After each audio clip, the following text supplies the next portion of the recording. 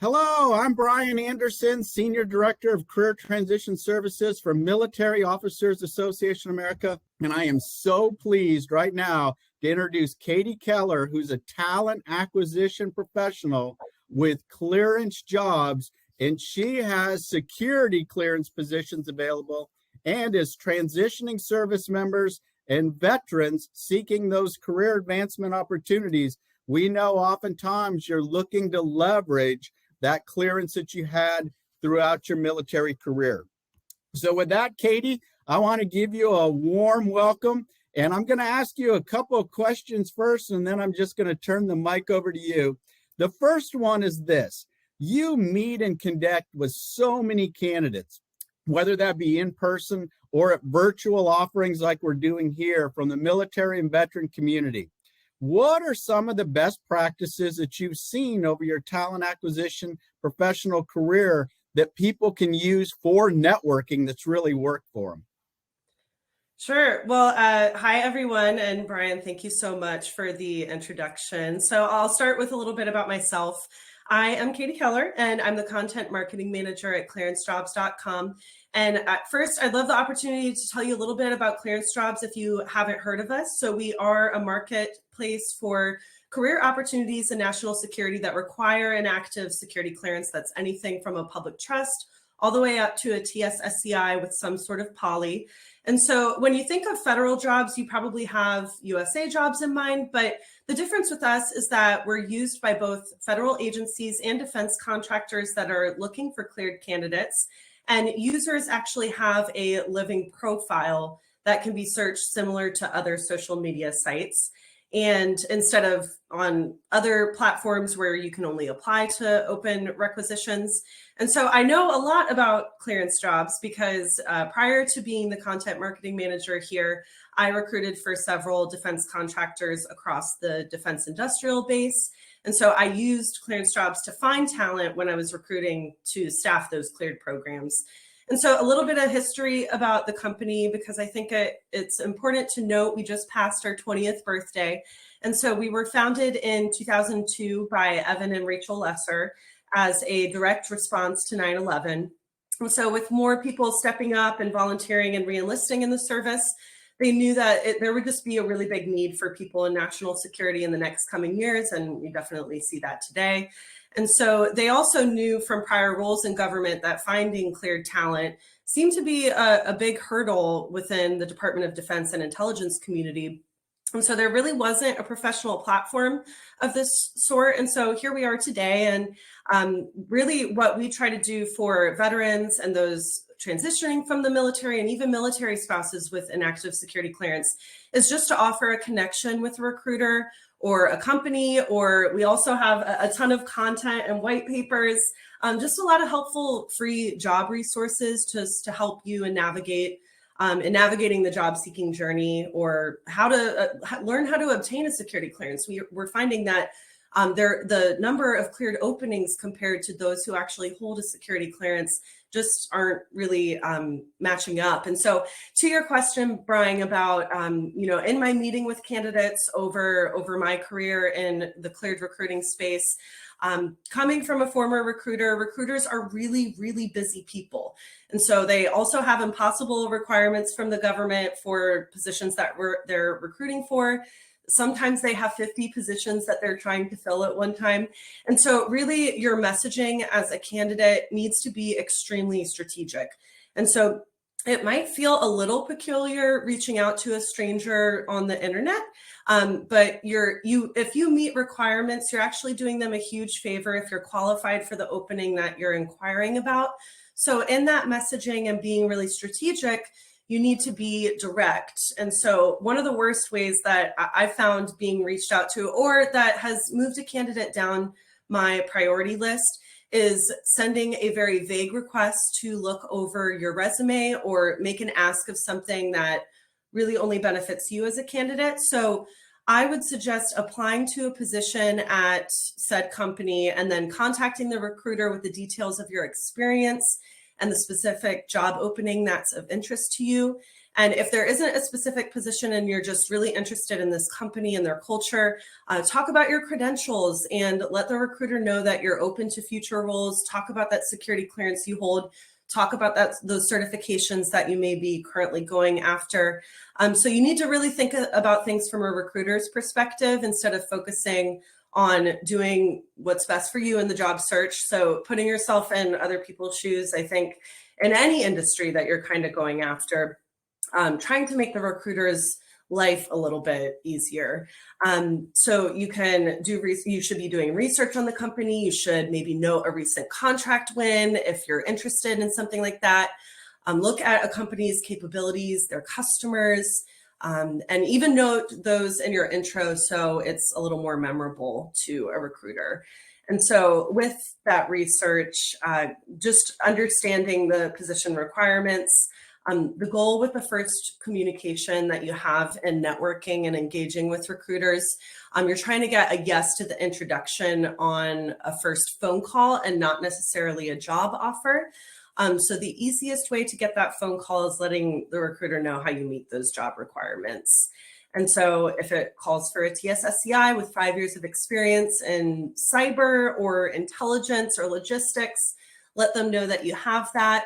And then, lastly, I'll leave it here, is just detail your expectations. Assume that if you're a transitioning service member, assume that the opening, unless it's noted that it's contingent upon contract win, that it's available right at that moment. So let a recruiter know your out day when you plan to transition out. And if it's not for another 6 months, just make it known and tell the recruiter that you'd love to be placed on their pipeline list. I know that transitioning service members may not be aware that recruiters are constantly pipelining and have positions, general positions and general requirements that they're constantly adding candidates to. So, just let them know that you'd like to be placed on that pipeline list. And those are just a few of my tangent tips for you.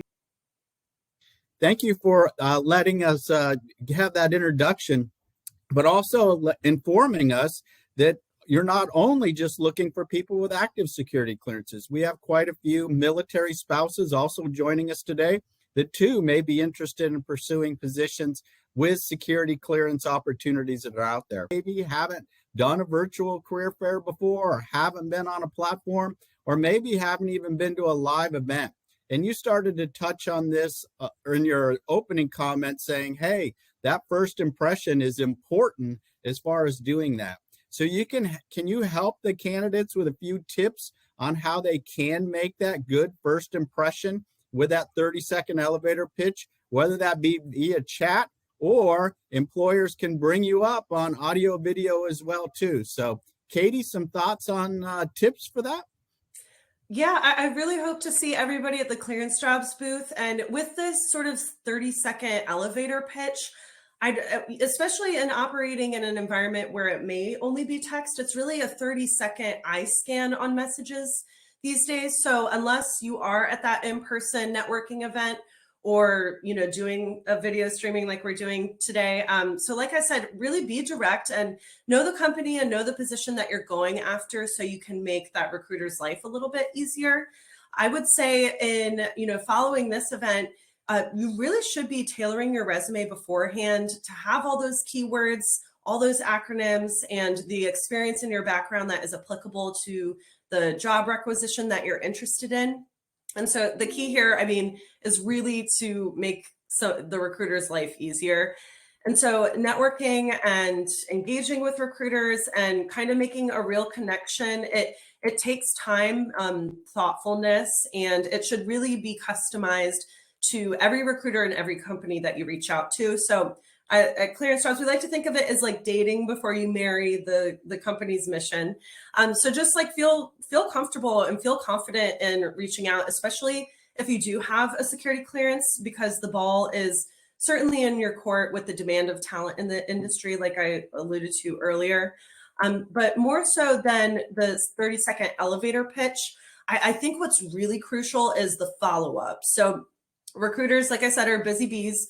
The follow-up is critical in networking and helping you to obtain that dream job that you're reaching out about. So if you reach out with a response as simple as just following the message, looking forward to hearing from you, that's perfect. If you're following up on a phone call, reiterate your enthusiasm about the company or the position or something meaningful that came from your conversation with that. I don't know about anybody else's inbox, but mine gets a little bit flooded sometimes. So a push to the recruiter's inbox, especially if you are qualified, a recruiter will definitely appreciate.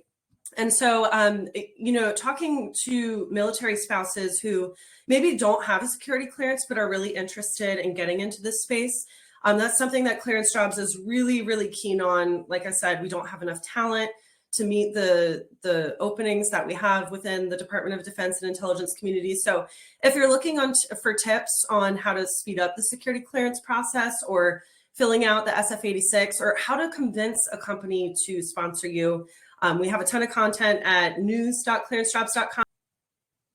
Thank you, Katie. You shared a lot of impactful insights, not only on ClearanceJobs, but also networking, making that first impression, how to get started with that security clearance. I'd like to turn it over to you now. You're having so many impactful insights. What else would you like to share with the candidates today? So I'll close out a little bit about why ClearanceJobs is such a helpful platform for, military veterans and military spouses. The difference between us and other professional networking sites is that we are a protected career marketplace that's not on the open source market, that clearance holders can trust, that has vetted recruiters, that has vetted employers. We have over 2,000 defense contractors and federal agencies that use our site to find cleared talent. And when you're applying to positions, or recently we released a new feature that helps you to avoid the long application process as a candidate, and you can just quickly express your interest in a position. It really is a safe space for you to network and engage with recruiters. So we have the most registered candidates at, I think, just over 1.4 million users. We have the highest number of cleared jobs and the widest reach. So we have just about 70,000 jobs listed on our site. And you talked a little bit about that telework and remote work. We even have like over 1,500 cleared telework and remote opportunities. So most on our site require an active clearance. However, you can search, even if you don't have an account with us, for those employers that are willing to sponsor. We operate on a Boolean search on the cleared candidates, or on the candidate side. So you can search employers that are willing to sponsor, or if you type willing to obtain security clearance. So like I said, you have to have an active security clearance to be eligible to create a profile on our site. But I would love to be a resource for those who are really looking to get into national security careers, how to find those employers that are willing to sponsor. I do have a list of partners that we work with that are willing to sponsor for positions. And then, one tip there is, if you are looking to gain a security clearance, targeting the larger companies that have the bandwidth to leave a position open while the government pays for the security clearance process. An employer or defense contractor really pays in that open billet, just sitting vacant. But if you target the larger companies, they're more inclined to let that seat remain vacant while they push somebody through the security clearance process. So targeting those larger employers, also being willing to accept maybe a public trust or a secret security clearance that just takes a little bit shorter time, and then you can kind of move up the ranks, so to speak. Lastly, ClearanceJobs has a very large resource library. I talked a little bit about the content that we provide. It's free to anybody. We really just want to be a resource to any candidate or employer or recruiter kind of navigating this space. So if you happen to let your clearance lapse and you're looking for an in, come talk to me and I can point you in the right direction of people. And I think, Brian, that's all I'm going to blab about this morning. But I really appreciate the opportunity to be here and be a resource for folks. And thank you to MOAA for being a great partner to ours. And I really wish everybody the best of luck today in networking and engaging with people. So yeah, I'm excited to talk to some of you folks. Thank you, Katie. We appreciate you, and we certainly appreciate the relationship with ClearanceJobs. You are a great partner to Military Officers Association America, but more importantly, again, for those transitioning service members, veterans, and military spouses that are seeking to achieve their career aspirations in the security clearance realm. So thank you once again, Katie, and I want to thank all of our participants for joining.